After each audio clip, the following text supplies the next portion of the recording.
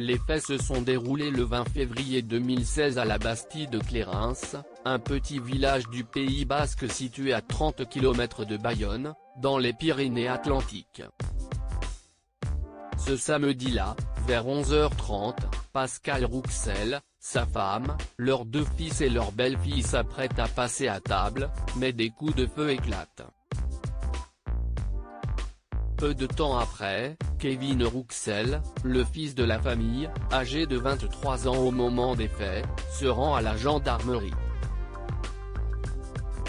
Blessé à la cuisse, il demande de l'aide pour ses parents. Les gendarmes se rendent donc sur place et trouvent les cadavres des époux Rouxel, et Yann l'aîné de la famille, prostré et muet. Kevin Rouxel explique alors aux gendarmes que ce serait son père qui aurait tué sa mère, avec une carabine. Il aurait ensuite tenté de le tuer, mais en voulant se défendre, Kevin Rouxel aurait accidentellement tué son père. Une version confirmée par sa femme, Sophia, devant les autorités. Mais très vite, Kevin va changer de version des faits à plusieurs reprises.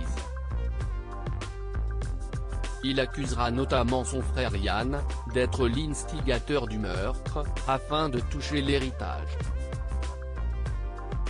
Kevin donnera ainsi 6 versions différentes aux enquêteurs.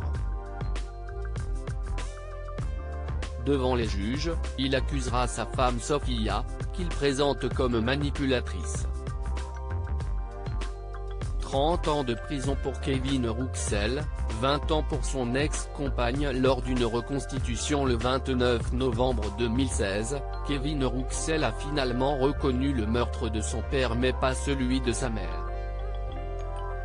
Il a expliqué avoir commis ce crime par une intention de récupérer un pactole estimé à 1,5 million d'euros, voire 2 millions si on se débrouillait bien, selon son estimation du patrimoine de ses parents. Et près de 4 ans jour pour jour après ses aveux, la cour d'assises des Pyrénées-Atlantiques a rendu son verdict.